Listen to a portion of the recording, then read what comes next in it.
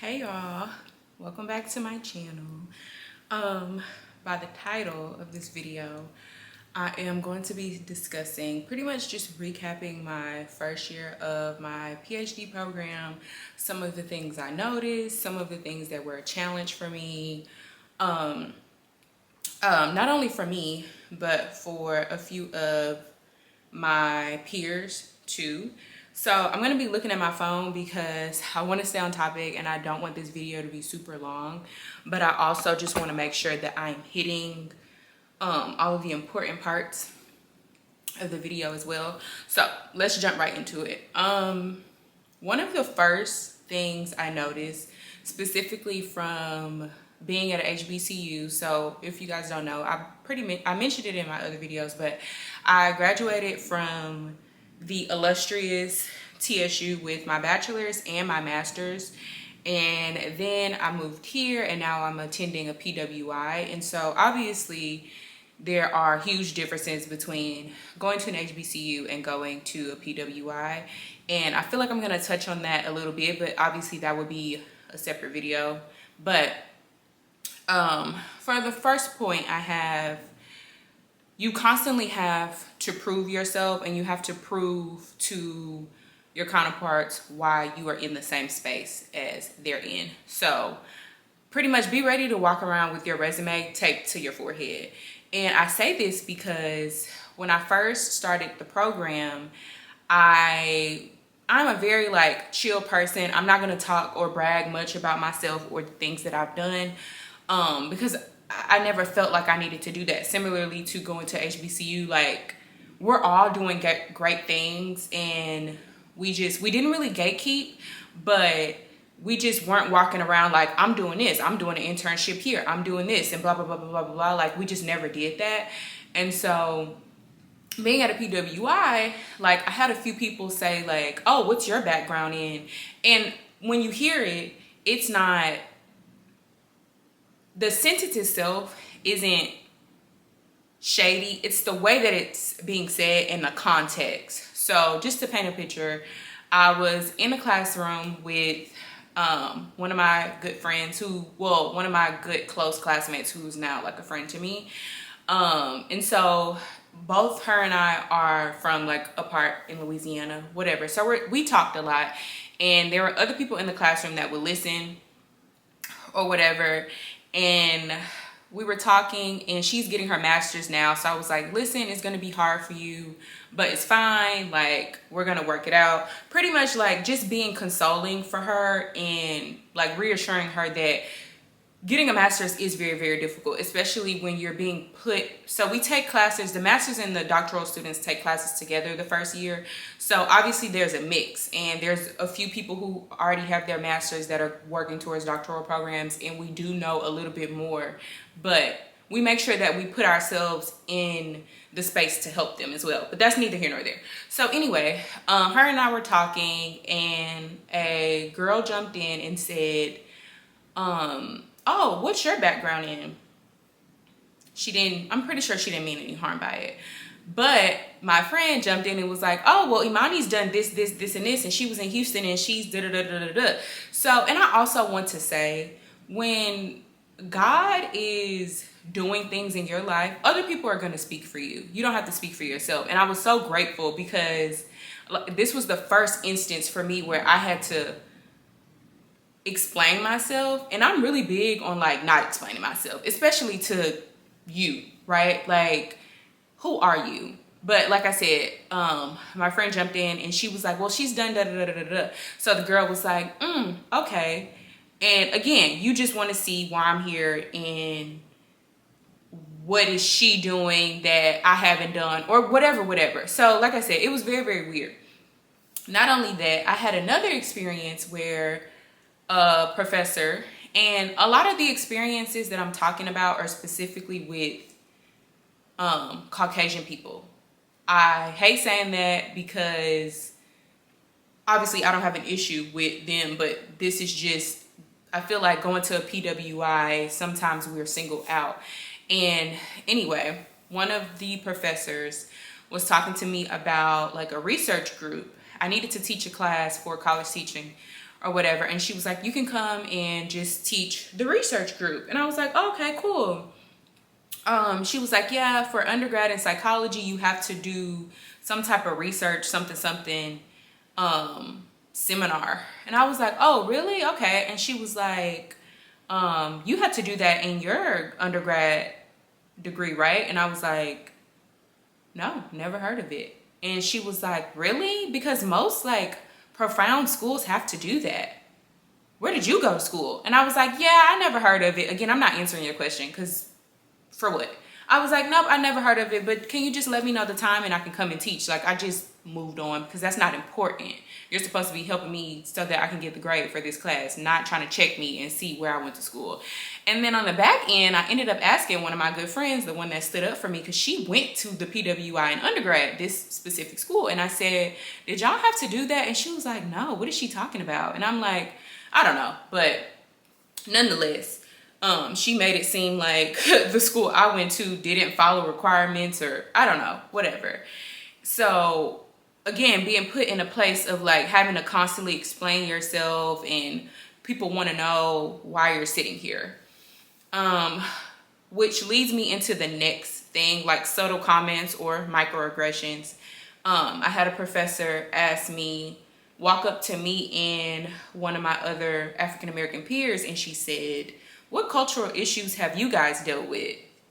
And so we just sat there because we're like, we're not about to be the like spokesperson for Black people. And to be fair, I'm very proud of who I am. I'm very confident in that. And I don't mind educating people, but there are other races in our cohort that you can talk to, not just Black students, and you can ask them that question. But you specifically walked up to us and asked us that, and it's weird. And so I actually talked to this professor in office hours. I'm just gonna call her Jackie, Professor Jackie, Dr. Jackie. So Dr. Jackie, I talked to her in office hours, and she says, I bring this up to her, and I was like, hey, you walked up to us specifically. I want to let you know that that was uncomfortable for us. Like, so much so we were the only 2 students that sat in the front of the class, and I'm a very front of the class girly. I'm going to always sit in the front of the class. That's just me. I've always been that person. But since that experience, like, I now sit in the back of all of her classes. And so I brought it up to her. I was like, that made us feel uncomfortable. If you notice, like, we shifted to the back. I don't know if that was something that you were aware of. And she was like, oh, okay. Well, I always walk around the class. I don't think I did it to you guys. And I'm like, no, babe, there's a first row of desk and there's a second row of desks or tables. So there's a first row of tables and the second row of tables. You had to come in front of us between the first row of tables that nobody sits and then the second row of tables that we sit, and look dead at us because her and I sit right next to each other, and you asked us that, but then you can't take accountability for that. So again, no apology, but just, I was unaware. I typically like to walk around the class, whatever. So I'm like, okay, lady. But then we move on, and she says to me, and before I say what she said, I want to reiterate the fact that I've already mentioned, like, I'm a very confident person. And so when I have questions or when I notice that we're all confused as a class, I will raise my hand. And I don't know what it is with people raising their hands and like advocating for themselves. And I'm going to talk about advocating for yourself for my last point. But a lot of the students in my cohort, specifically the ones that are not like doc students, they won't raise their hand and they won't advocate for themselves. And that's fine. It is what it is. I don't mind, but I also think my first semester, I was always raising my hand because I'm like, what do you mean by this? What are you saying? Because her instructions are very unclear, and her instructions have continued to be unclear, Dr. Jackie. And so I would be like, excuse me, we're not getting that. Like, you're not making sense to us. And the other students would just like shake their head, but nobody else would, like I said, raise their hand. So fast forward to the office hours, the meeting I was telling you about. We are talking, and she's like, also, I just want to chat with you because it seems like you're not getting it. Like, you raise your hand a lot, you're not getting it. And I'm like, no, other people aren't getting it, but they're not raising their hand because obviously they're afraid to say they don't understand something.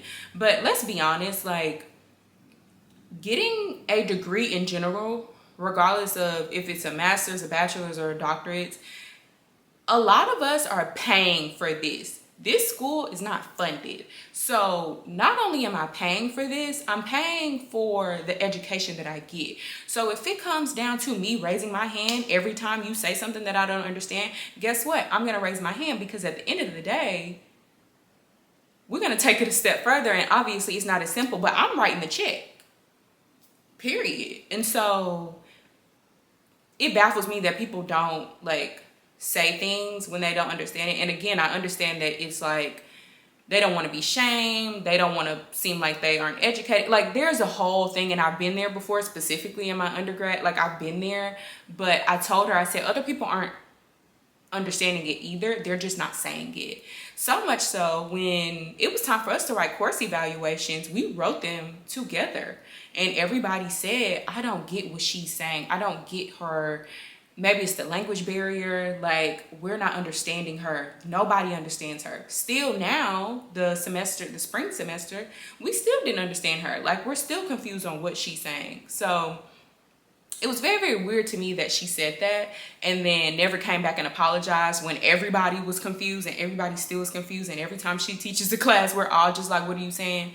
So I don't know. And I try to be sympathetic, because I'm like, I do understand that English is the hardest language to learn, and she speaks fine English. I don't want to make it seem like she doesn't, because she does, but sometimes we don't understand what she means when she says certain things. And I'm a very like, y'all, like, let's just give her some grace. But and I feel like Black women, we have to always say, you know what, let's just and we have to do that. And it's so unfortunate, because nobody else is giving us that same grace, right?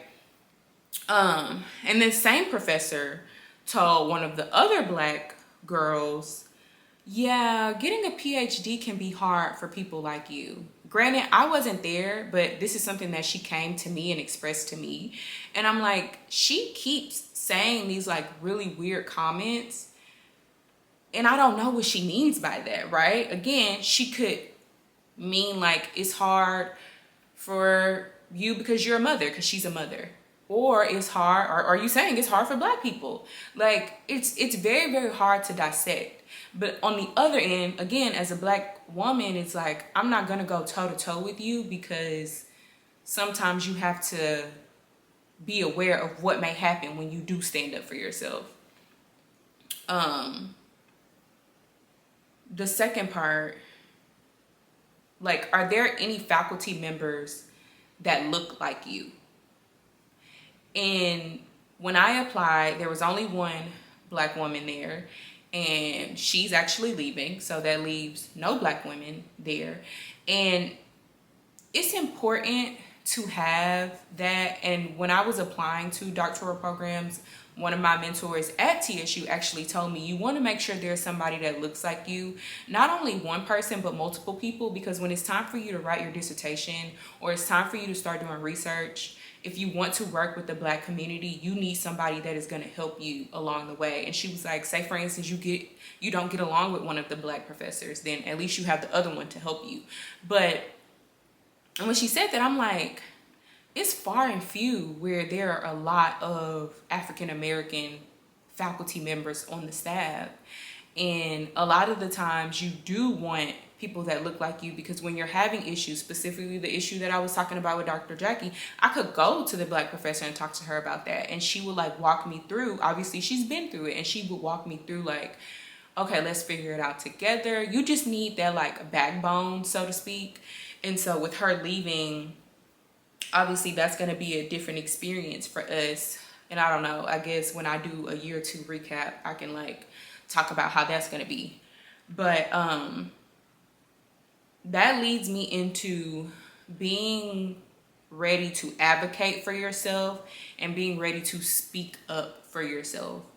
And before I go into, there's a really weird experience that happened, and I'm going to share, but you also got to pick your battles, right? And I feel like it's contradictory. So speak up for yourself, but don't speak up for yourself. Or speak up for yourself and be ready, or sorry, pick your battles and know when to speak up for yourself.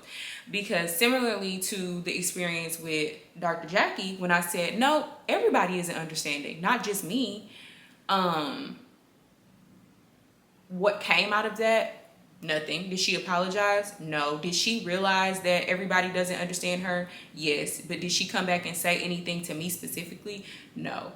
And I did have a meeting with her at the end of this semester, and I told her that I'm starting to notice some differences between how you treat the African American students and then how you treat the other students.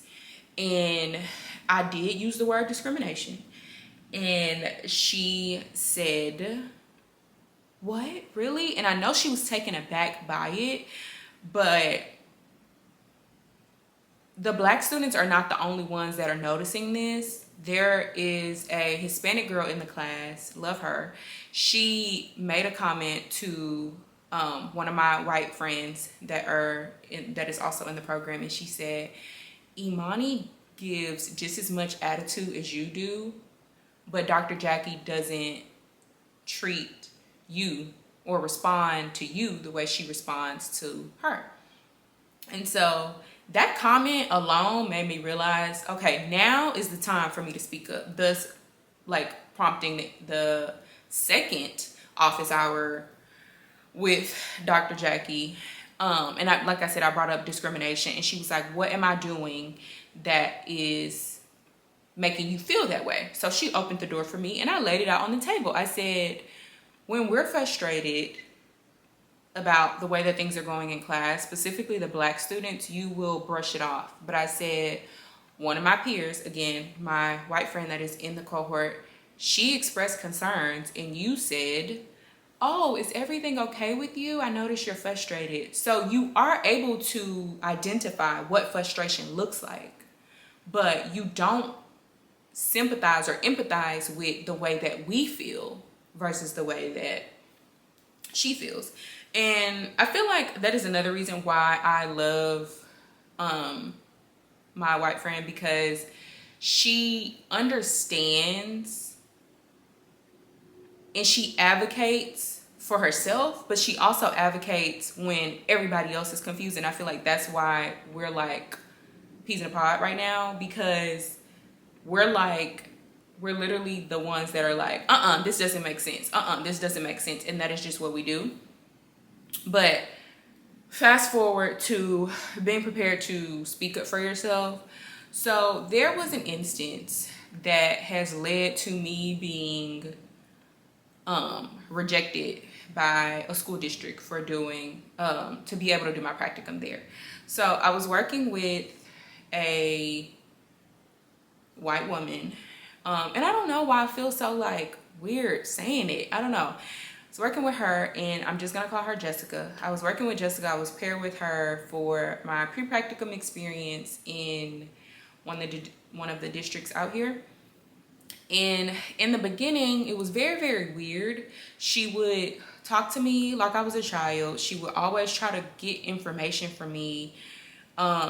Again, just trying to see, why am I in a doctoral program? She asked me like, are you sure you want to do a doc program? Because a specialist is better. A specialist is a master's program, which is what she did. She was like, it's all the same. Like, why don't you just want to be a specialist? And it's like, as somebody who is a supervisor, you're not supposed to like try to sway me a different way, especially because I'm already in this program, right? And if I was somebody who was not sure of themselves or didn't have a relationship with God and didn't trust that this is my testimony and God put me here for a reason, I would have been like, oh, maybe she's right. Maybe I should go and get another master's. Like, you have to be very careful of who you pair with people. Like, just because somebody has all of the boxes checked to be a supervisor doesn't mean they need to. Doesn't mean that they like are equipped to do so, right? But anyway, so that was one instance. She asked me if I was sure that I needed to be a doctor. Like, why can't you just be a specialist? She also asked me how much money I made at my current job and if my job was ethical, because it doesn't seem like it is, which it is. She specifically told me, she texted me and was like, you're not going to be able to do what you think you're doing on Friday, because it was one day, and I was trying to refrain from telling the story because it's very long, but we had an assignment to do, and I called her and I was like, hey, could I go to this school on Friday so that I could get my assignment done, because she wasn't putting me in a place to be successful for the work that I needed to complete it. And my friend sent me a research article not too long ago. It does show that Black women, we don't receive adequate supervision when we're in grad schools. We don't receive very well feedback. Like, it's not really constructive. It's just like very nasty. The feedback is lackluster. The way that we're treated is lackluster. Like, we're not getting the education that we are supposed to get. And I feel like that was a prime example. Like, she wasn't putting me in a space to be successful, and I had to figure it out on my own, because again, this is my grade, this is my degree, and like I said, I am cutting the check. Like, I have to do what I have to do to be successful, because you don't care. You could care less. So I was like, hey, can I go to this school on Friday so that I can get my assignment done? She was like, yeah, sure. Then she texted me back and was like, you are not going to this thing on Friday. That is not what you think it is. And also, you did not communicate with the principal there. I said, as my supervisor, I need to communicate with you first. Once you give me the okay, then I can go to the next channel. Like, they're a chain of commands. And I had that conversation with her in person. I said, the communication that we have, I don't like it. This is not the way that I operate. I'm an adult. I pay my own bills by the grace of God. Like, I work a full-time job. Like, you're not going to speak to me that way. And at the end of the day, like, I'm a person. Like, you don't get to communicate to me that way. And so, again, that was one moment where I spoke up for myself. But this last incident, we had to get our practicum log signed. And I finished all my hours in March. We needed 50 hours per semester, not that many hours. Finished my hours in March. I emailed it to her. When I finished my hours, the very last day, she gave me a card and gave me some socks. And in the card, it was like, I just really hope that you understand how important making relationships is. Sometimes you may not know everything, but it's okay, whatever. So the card, I was like, okay. But when I received it, I was like, dang, we're turning over a new leaf. Like, maybe she wasn't that bad. And then I not that bad. Like, we're just very two headstrong people, right? So she gives me the card and I'm like, okay, cool. And I send her my practicum log a few weeks later and I said, hey, here's my practicum log. Please let me know if you have any questions, because I needed her signature. So she emails me back and says, all of the activities that we did are not reflected on the log. So I made up my own practicum log. The university did not provide us with a log for pre-practicum because we just needed 50 hours. Like, pre-practicum is not that serious, right? And so all we had to do for this semester was a behavior intervention plan and an FBA, function of behavior assessment. So 2 things. And I did that. So the extra activities that we did were just miscellaneous. They did not matter. It didn't matter if we did or didn't do them. So I did not log my activities as great as I should have. So I responded back to her and I was like, oh, you're right. I am missing a few things. Let me go back and check. So she would text me a few times and say like, hey, we're going to be here tomorrow and we're going to be doing this. So based off of what I had, I went back and added it. So I sent it back to her the same day and I said, hey, I was able to add a few of the things that I missed. Please let me know if you have any questions. So then she goes back and she said, it's still missing the various activities we did. Please make sure you're logging practicum correctly, as this is very crucial for next year, especially when you're doing all of the activities. And again, still no signature. So I respond back to her and I was like, thank you so much for the feedback. Would you be able to provide me with the activities that I missed? And I was like, next year I'm going to make sure I log my practicum hours successfully, as I'm sure that this is important for licensure. And so she was like, unfortunately, I do not have the time to go back and look at all of the activities. Just make sure you do better. Just make sure you log the activities correctly. So I'm like, again, y'all, still no signature. So we're just going back and forth, back and forth, back and forth. So I'm like, I respond back to her and I was like, thank you so much for the feedback, period. And she actually, no, I didn't respond, thank you so much for the feedback. So I waited a few weeks. After spring break, I waited. And I want to say I waited like maybe 3 or 4 weeks, because I'm like, I didn't need it signed right then. The semester ended the first week of May. So I needed it like the first week of May. But I'm like, you know what? We're just going back and forth. And low-key, I'm tired of going back and forth because you're still not signing it. Like, I asked you for an opportunity to improve. You didn't give it to me. I said, thank you for the feedback. You still haven't signed it. So I'm like, you know what? Let me wait. Maybe she'll sign it then. So then I wait 3 weeks and I email her again. And I said, hey, Jessica, again, thank you for the feedback. Would you be able to go ahead and sign the log? And so she was like, where do I sign? Anywhere. There's no line. Y'all, this is the same log that I used last year. There wasn't a line last year, just sign. And I was like, yep, very similar to last year. And so she emailed me back and said, could I have your professor's email? So I'm like, here we go. I'm like, sure. So I give it to her because I'm not doing anything wrong. Like, what are you about to tell me?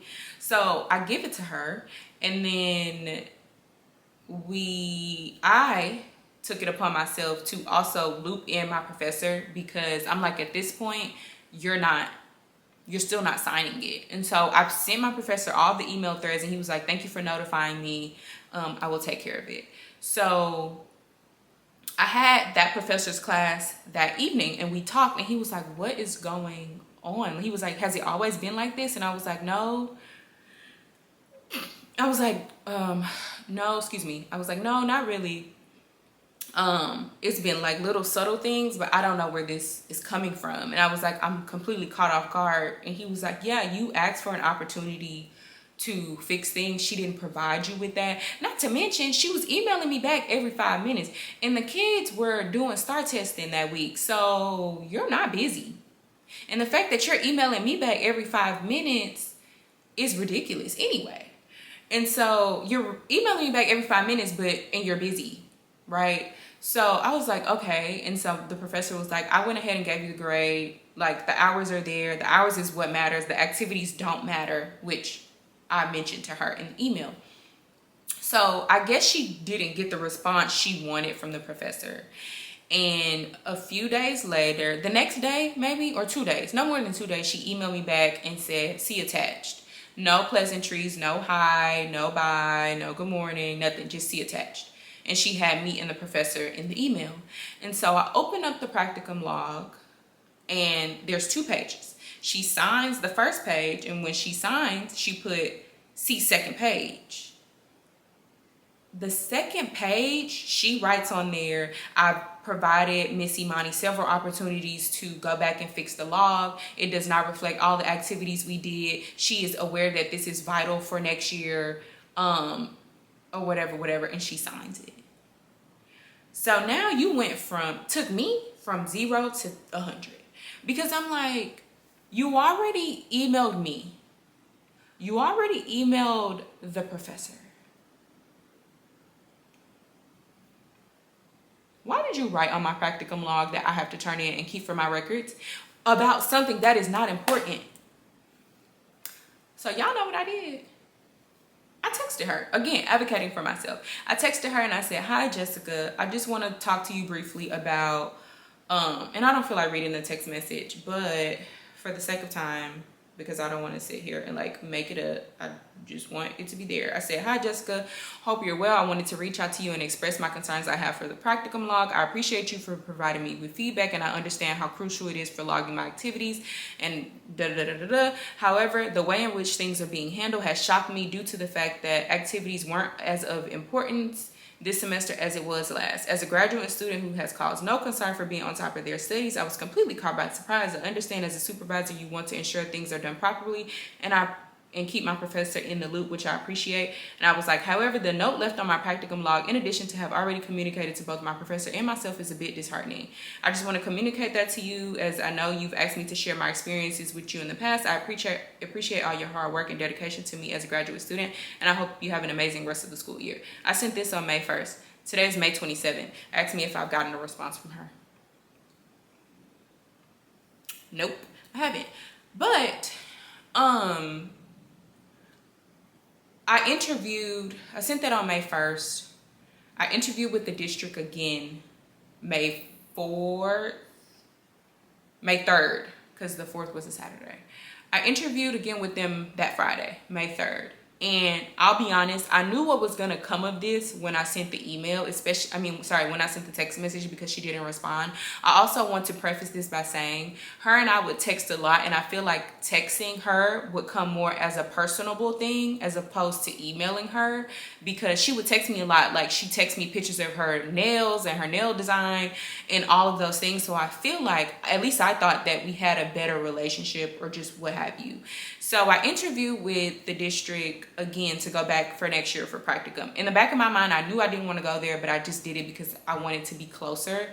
But after she put a bad taste in my mouth, I was like, mm-mm. But anyway, I just kept my options open. So I interviewed with them. She wasn't in the interview. I knew in my mind, based off the questions they were asking me and the vibe that I was getting, that she had already communicated everything to them. We interviewed on Friday at 1. I got an email the following Monday, like at 12. Thank you for your time, but no. And again, I knew what was coming of it, so it was fine, whatever. But I also want to say the email that they sent me that said, "We don't want you here," was full of grammatical errors. Uppercase some things, lowercase. I say all that to say they didn't put any effort when they was emailing me. Like, it was just like, "We don't want you, goodbye." And I reached out to my other peers that also interviewed with them, and they hadn't got a response yet. They literally did not get a response until a week and a half later, after they had already told me no. So again, that just solidifies that she had a lot to play with why they didn't accept me. And to be fair, like, the way God works, I was only going to go back there because of how close it was, how close the district was to my place.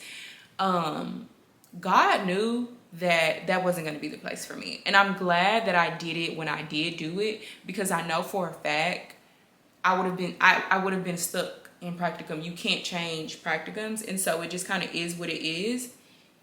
But I'm glad I did that. But I say all that to say, like, I shared the story and all of that to say, like, when you advocate for yourself, if this is what comes of it, you're not meant to be there. God doesn't want you there. If you speak up for yourself and you don't get the response that you want, or the response that you think you deserve, pick your battles. Like, I don't belong here. I don't belong there. And if this is what's coming of it, the role of a school psychologist is to advocate for students. What kind of person would I be if I don't advocate for myself? You shouldn't even want somebody there that doesn't advocate for themselves, because that's ridiculous. But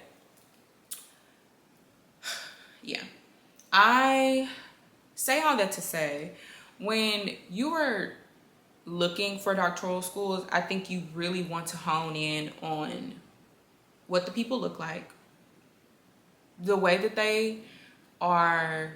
Obviously, you don't know what you know until you're in it, but make sure you're looking at what the people look like, if the students are involved.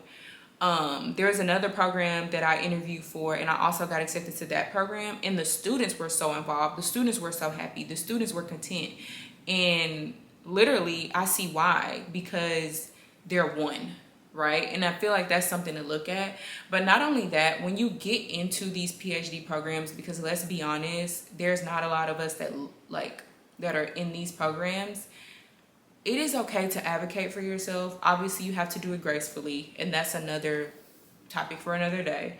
But don't be afraid to advocate for yourself, because if you don't do it, nobody else will. Period. So I appreciate y'all for being here and joining me through this like process. I want to start to document my journey a bit more. It's just like sometimes things get hectic or whatever, but I appreciate y'all for watching. If you're not subscribed, please go ahead and do so, and I will see y'all later.